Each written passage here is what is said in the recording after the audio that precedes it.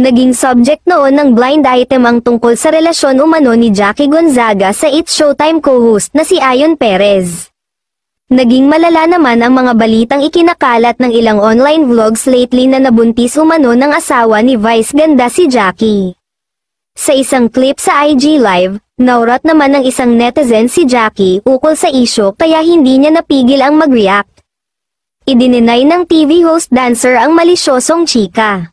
Say pa ni Jackie, lagot daw sa road manager niya ang mga nagpapakalat ng kasinungalingan. Hirit pa niya sa news peddlers, itigil na raw ng mga ito ang kanilang masamang bisyo.